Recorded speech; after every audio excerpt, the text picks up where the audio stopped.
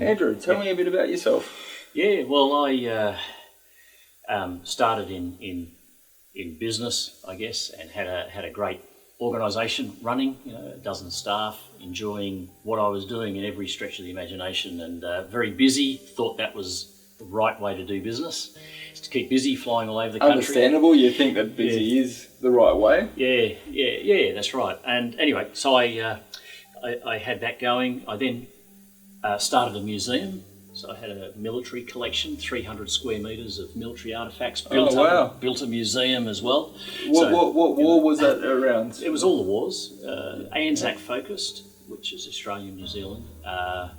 And it was all of the conflicts back from the Boer War, even before the Boer War. So it was, anyway, it was a good display. It was a great educational facility.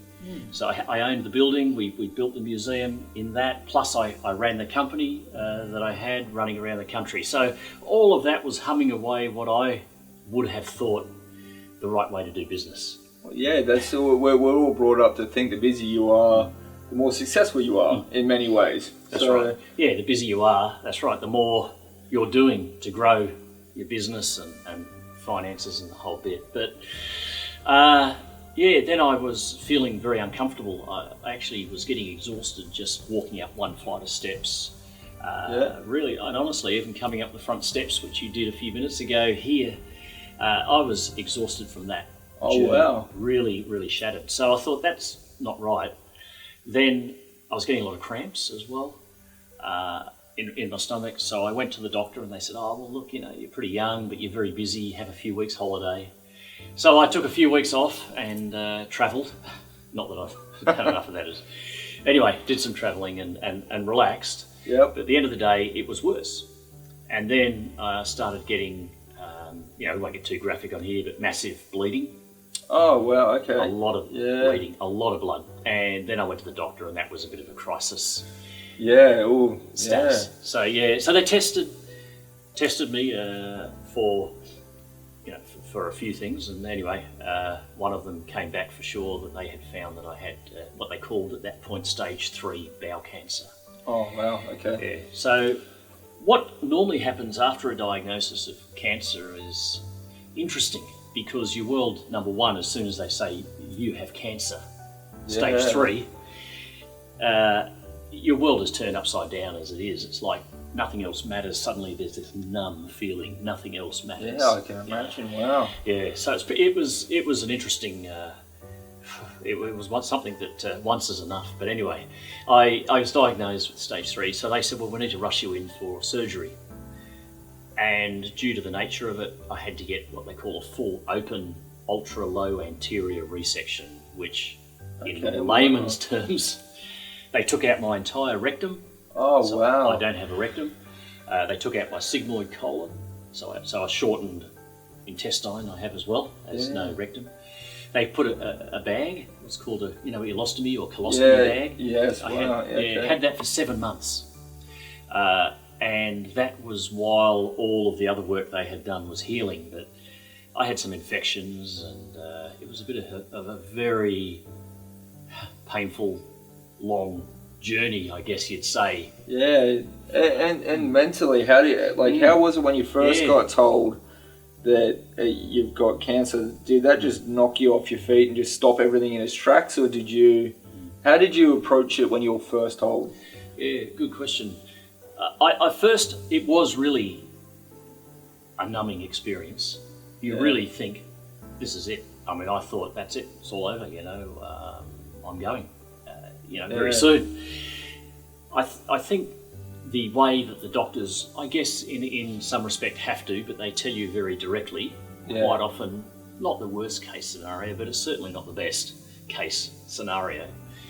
And it was a bit grim in the sense that, that is a major surgery at 55 then. Yeah, I can imagine at any time that's a major surgery. Yeah, 32 centimetre cut I think it ended up being, straight down. And oh, wow. So down the front? Right down the front, and taking out, like I said, the rectum and colon. So that was enough in itself. Then they tested for what's called the nodes, lymph nodes. Yeah. So they took out 18 or 20 don't quote me, could be 18, could have been 19. But anyway, they took out a lot of lymph nodes, and yes, there was cancerous activity in. So that means that it's spreading. So it starts in the bowel area. Yes. And then the next step is to spread into the lymph nodes. Probably lymph nodes, and then distant organs. And then from there it continues. Okay. Yeah. So Yes. you've had the operation. How long after? So you've obviously had a while of recovery to go through this stage, and then they recover. Yep. Like is that when they test? So essentially, they let you recover and try and see how the body's going, and then they retest you again. Yeah, that's right. They do. They do a test. I think it's every 3 months actually. Okay. In the first year of diagnosis, or not just diagnosis, but the operation.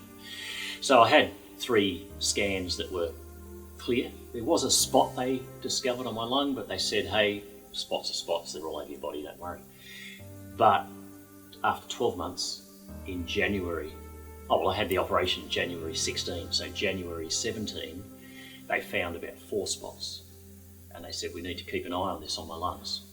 So 3 months later, I had another scan, and there were 6 spots, and the others had doubled in size. Oh, wow. So 3 months after that, the 6 spots had doubled again.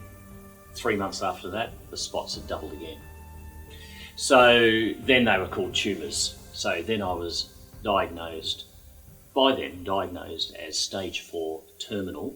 Because there is 6 tumours on both lungs, they can't radiate, they can't operate, because if they take out both your lungs, and radiation would blow up. It's just not that intricate. 6 is too many. The damage would be too great if they tried. Correct. Yeah. Oh, wow. So it was inoperable, incurable, and it was stage 4 because it was just obviously metastasised from the bowel to lungs. But that was a disappointment. I wasn't expecting it. Yeah, I don't know how I would deal with that. That's... Yeah. I think at first it was difficult, and occasionally I get into difficult zones, but I try to fly out of the difficult zones as quickly as I possibly can, because you just can't afford to be in that space of negativity. Yeah. You just can't. Yeah. So while all this is going on, obviously you still had your companies, as you said. You built up your companies and opened a museum, and you had staff and that. How was all that going during all this? Yeah, well, the business obviously slowed down without me driving it, and it slowed down to the point where being so regulated was the business that I had, being a training organisation. It was too risky to just hold on to something that had to be regulated and audited so often and not using it. So I offloaded it. I got rid of the business. I'm thinking that life has to change. One of the big factors in a cancer diagnosis is if you keep, as Einstein said, if you keep doing the same thing every day, how can you possibly expect something different in the result world? Well, why did I get cancer? There could have been, sure, there's many reasons and debates, and I wouldn't go into that, but obviously lifestyle has an impact on that. So I closed the business up, and just recently I have got rid of the museum as well. Oh, no, well, okay. Yeah. That was a challenge and a bit of a disappointment, but at the end of the day, it was still another stress factor. Yeah. So for health-wise, the right decision was to let it go. Yes. And focus back on the journey and the challenges you had in front of you. Yeah. And I imagine that would have been tough, but when you're facing something like that. So how recent, how long ago did you have to close the museum? Probably about a month. Oh, wow, so really fresh, okay. It's really fresh. So you've already been diagnosed with stage 4 and then you've let it go since? Okay. Yes, I did. I still had it during the stage 4, the museum, and thought maybe that was a bit therapeutic, but there is a lot of business aspects to it and commitment. I might be driving down to have some vitamin C infusions or go to Sydney to see a specialist. Yeah. And then a volunteer could ring up and say, oh, look, I'm sniffly, I won't be in today, so I've got to cancel my appointments and turn around and drive back, and it's just not the way to handle unfortunately, terminal diagnosis. Even though it's set up as much as you can to try and be free-flowing, because you're the head, it all falls back on you. Yeah, and it does. I can imagine the stress. Okay, so it's gone. When you were told It's stage 4, and then they say the words terminal. Yes. Well, how? Like I've never been told something like that. So tell me how like that. Yeah. With that, again, it's the initial impact, and what I've learned with diagnosis and doctors and specialists. I see a professor of oncology. When they start talking to you, is they're telling you the facts. You have to take them on board, but don't let them get inside of you. Okay. Hard at first. In fact, I didn't do that at first. I mean, it was a pretty emotional time. Yeah. And the other reason too of closing the businesses down, just while we're on that, is yes, it's change of lifestyle. There had to be a drastic change of lifestyle if I want to get through this, which I plan to, so I have to take action. So I've done that. The other one too is to spend more time with the family. Yeah. Is another big reason. Not like, where are you? Oh, well, we want to come and have dinner with you, but no, I'm off at the museum, cooking a dinner, and there's a few people. And, all of a sudden, with these kind of words, it makes you start going, okay, what is important to me? That's right. And is business as important as the family life?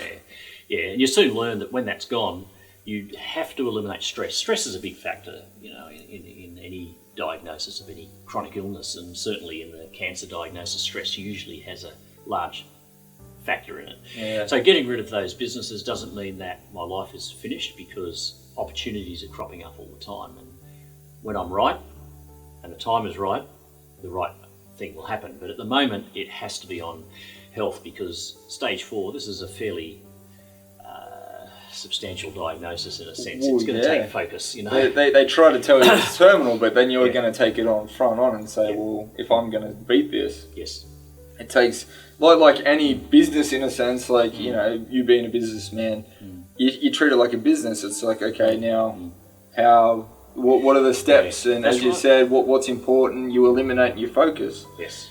And did you find that because you're also a chef and things like that, so you've had quite a portfolio leading up to this.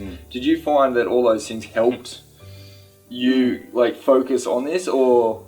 Yeah, very interesting. Never been asked that. What I find is that you think that sets you up, knowing goals, plans, strategizing, prioritizing, and all of that. To be honest, everything goes out the window.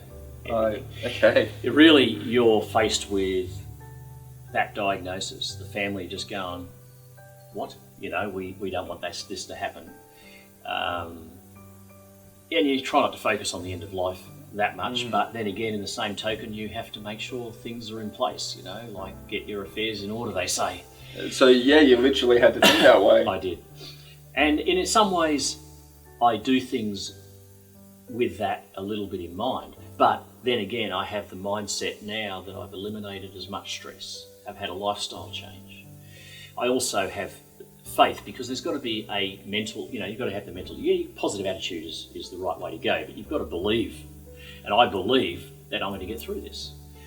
So you have to have, lifestyle change, a belief or spiritual factor, they call it, change, which means that you have to believe that you're going to get through it.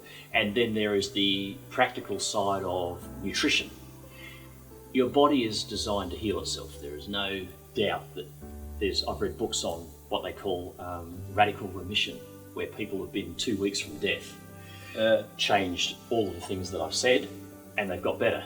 Oh, wow, okay. Yeah, I've read, now out of the 15 stories I've read, how many people die of cancer? I don't want to go into the statistics of that, except to focus in on the 15 that made it.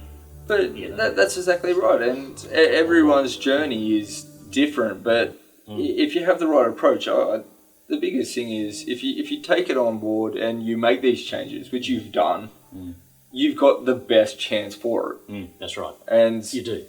You've got to also wonder of how many of those people had that right attitude, where some of them might have given in, even though they didn't realise it, they had accepted it and didn't have the belief. That's right. And you're right, belief is one that we all forget about. We all go, all right, either chemo or change, that's the beat, but you've got to believe it to work. Right. That's right, you do. You have to very much believe it. If you're going to do chemotherapy, and I have nothing against the majority of people who do it, is that you've got to go in there and say, this is going to help me.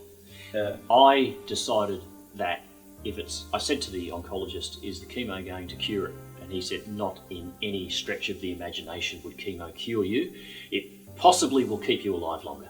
Is that all it does? Well, for my case, yes. Okay, well, because, like often I know myself, I honestly believed chemo was one major thing of beating it, not actually just keeping you alive. I was always under the impression... Well, it depends where it is. I mean, having inoperable and curable means that, and it being metastasised bowel cancer, the oncologist said that there's no chemo drug that's a cure. There is for lung cancer, but it's not lung cancer. It's 6 tumours from the bowel, and as you said, it's spread, so it's... Yeah, and the chemo will not... They said it can shrink it, it can keep it from growing, it can do all that, which is what they'll give it a go at, but there's pretty horrific... there is pretty horrific side effects to it. So I went on the belief again, the lifestyle's changed. So the stress is gone, the lifestyle's changed, the belief is there. I have faith that I'm going to beat it. Now, what they're saying, and I do sometimes forget what I'm saying, but the chemo, I just didn't believe to poison the body was where I wanted to go, which is what chemo does. There's no argument that chemo is a poison. It poisons everything. It's radiation. And we all know what radiation is. You can't, whether it's a positive radiation or a negative radiation, it's radiation.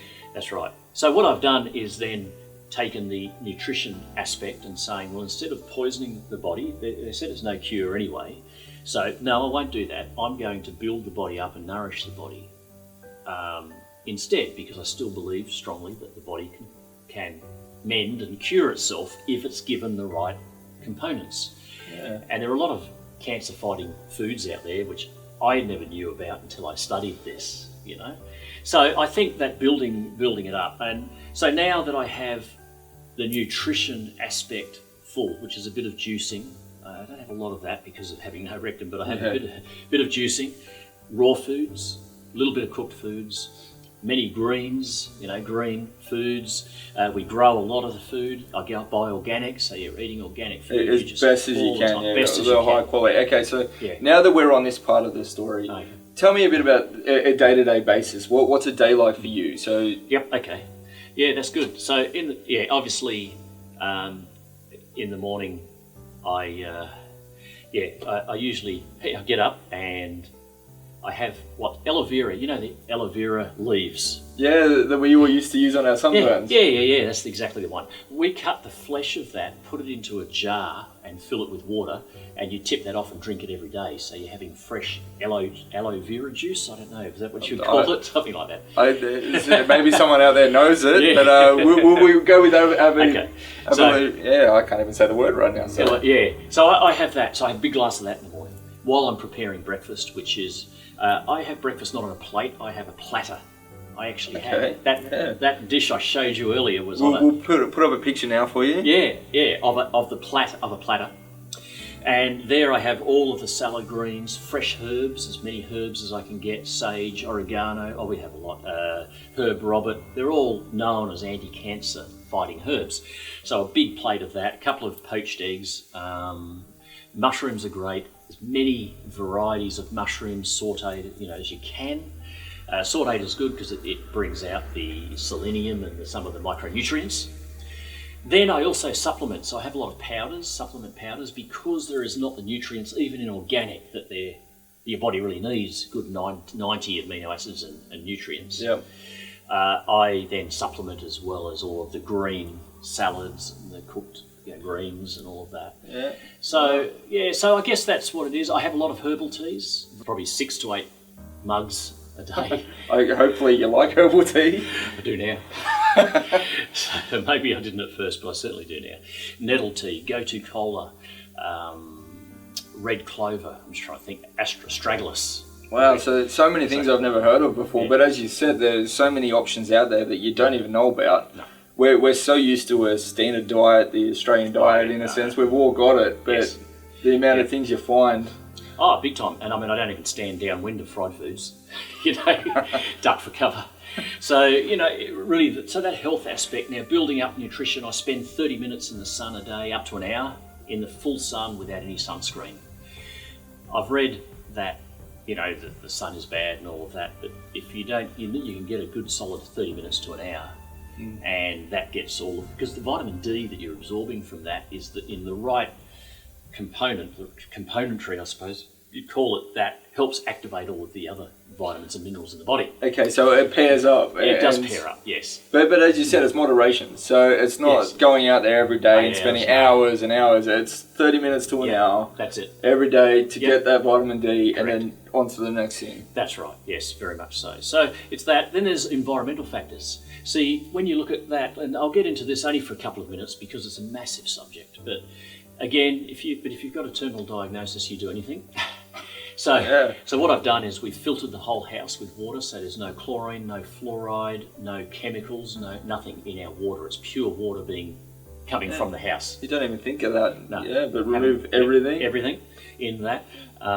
Then we have no mattresses with inner springs because they have electromagnetic currents that aren't right. So we've got pure organic wool mattresses, for example, organic sheets, you know, made pure, organic, natural. So many things we don't think about. Wow. There's not one spray in the house.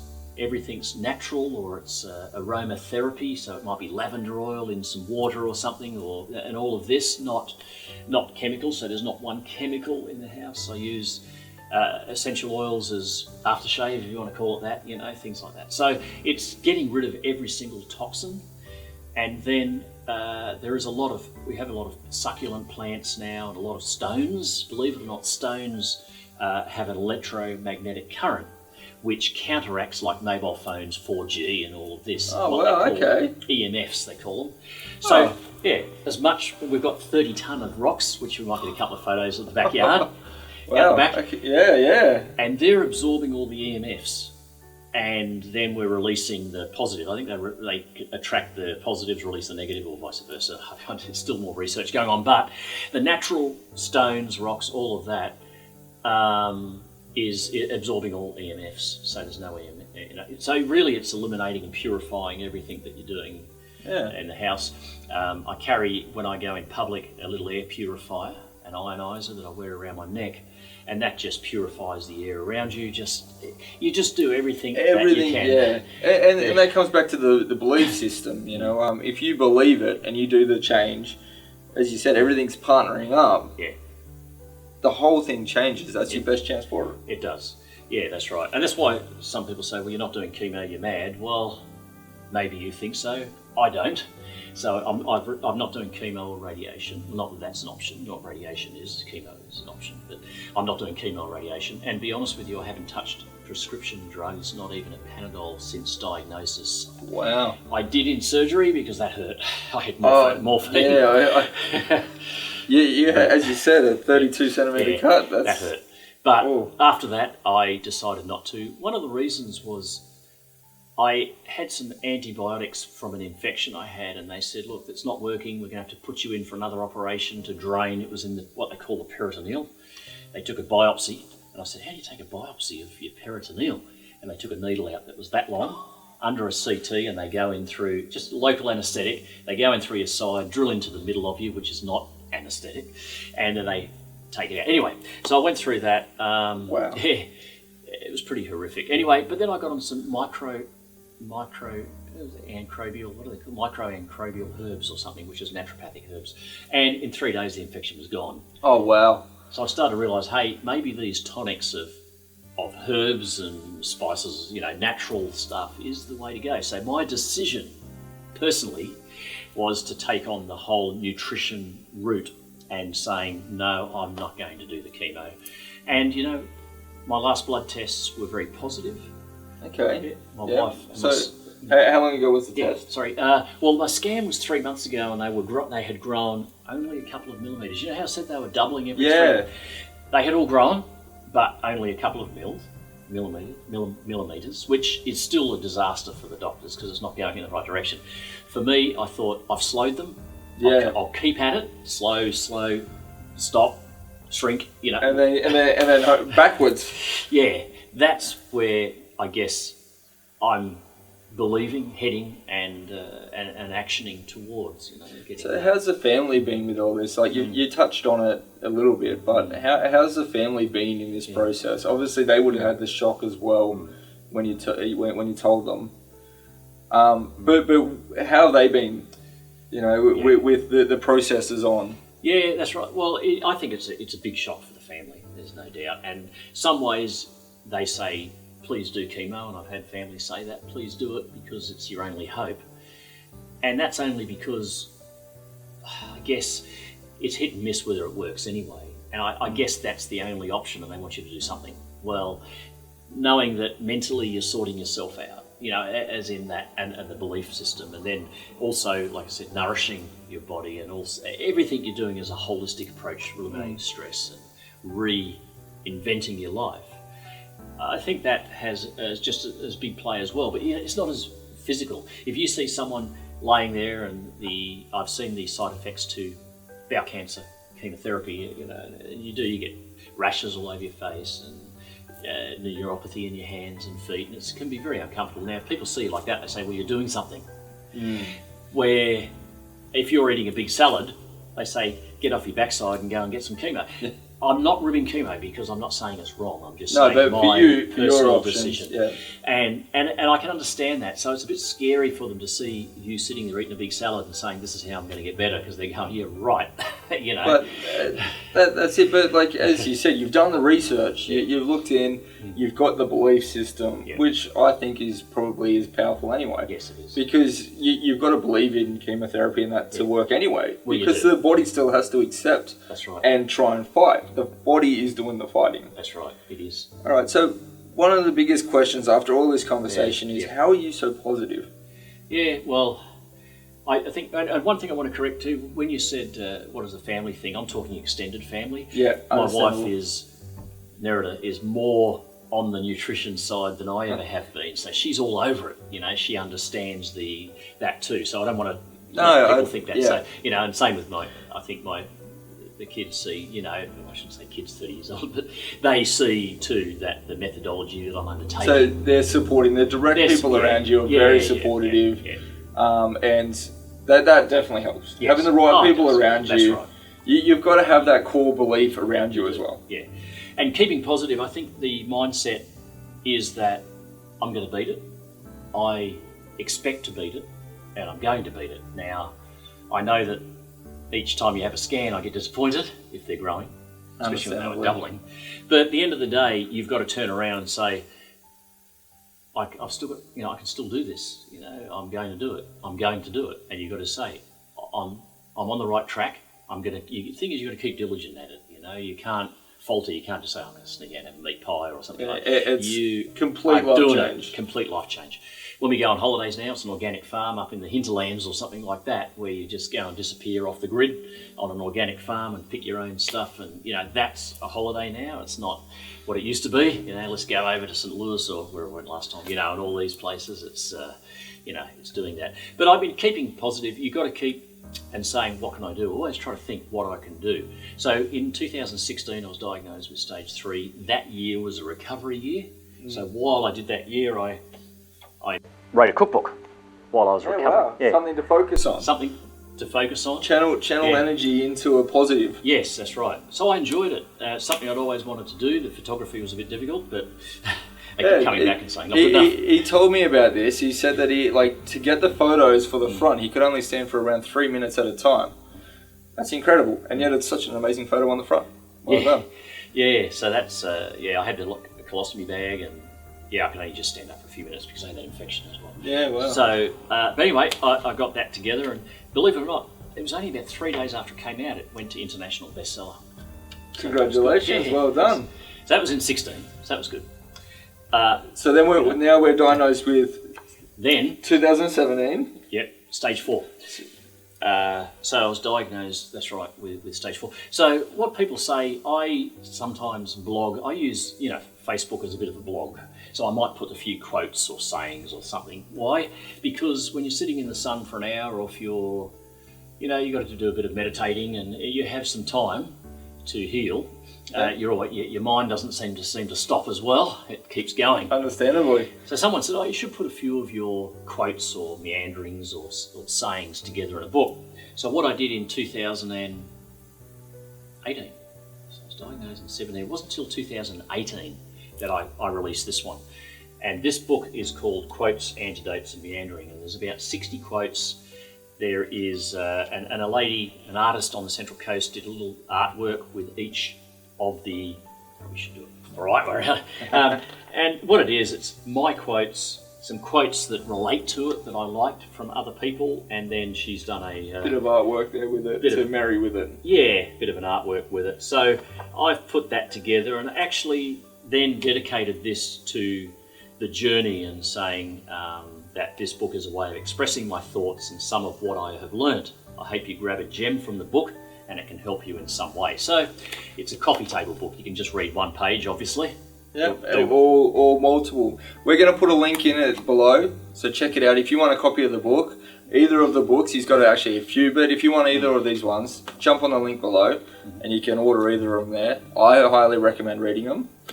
And then, so you've also songs, like you've journeyed into music. Yeah, something I never thought of. The family liked the songs, but recommended that I don't sing them. So I stuck to doing the lyrics. Now, what happens in this journey as well, you have to keep on refocusing to keep positive, because just with the tests, the diagnosis, everything that's going on with that terminal is, how close are you to the end of this? So you've got to keep focused. So what I did, sometimes when I'm feeling a bit down, because that happens, or you can feel a bit, I guess it just starts to creep in. Nearly defeated, but even though you're not, it starts feeling very heavy. Very heavy. That's right. So I sat in the sun, as I do, and just jotted down some lyrics. And then I thought, hey, that's not a bad flow, and then just adjusted them, sent them to a good friend of mine who is a songwriter and singer, and she adjusted them further and to make them flow even better, and then put music and sang it for me. So I did one called Win This War, which is about the cancer journey. I was in a state of melancholy when I wrote it, but it lifts you out of it. And the song, I think, doesn't show that too much. It's about the journey, so it's fairly in your face. So to call it that. The second one, again, I was just feeling inspired again. I was feeling a pretty down day. Sat outside meditating, and then it was just a beautiful breeze. And I thought, mate, tell the wind. So I wrote the lyrics to a song called Tell the Wind, which Kerry has put into the Tamworth Songwriters Association. So it's wow. So we'll put links in that one too for you to check out. Yeah. So she's done an amazing job, and she's sang and made it work. So it's a combination effort, I'd suppose you'd call it, for sure. But still, journeying into music, well done. An artist can only turn a song into a song if they've got good material to work with. So credit to you, and credit to both parties. And the songs are amazing. Please check them out. All right, so the last thing I want to ask you is, for anyone else out there going through similar struggles, things like that, what would be your advice? Because your approach is a lot different to the normal. It is. And it's refreshing, and I very much, I love it. I think it's incredible, and your energy is amazing. So for other people out there going through a similar thing, please tell them what, a bit of advice or a message. I would say when you're first diagnosed with it, there is fear. You really need to step back, and I wish I had have done this, is to step back and just assess all the information you're given.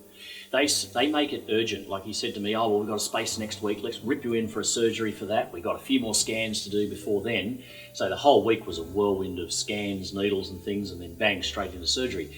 Well, when I discovered that it's probably been growing for 10 years, is 4 days or 5 days, was it going to make a difference? No, I could have waited 3 months and it would have barely been any difference, probably. Yeah. So really I could have stepped back and said, no, I'm not going to rush in next week.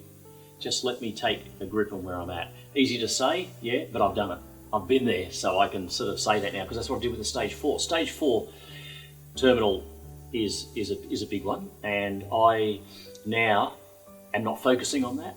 I'm focusing on, I'm going to beat this. I am going to beat this. There is no doubt in my mind, and that's why I'm positive about it, because I have faith. So, you know, as you know, I have the full faith and belief that I'm healed.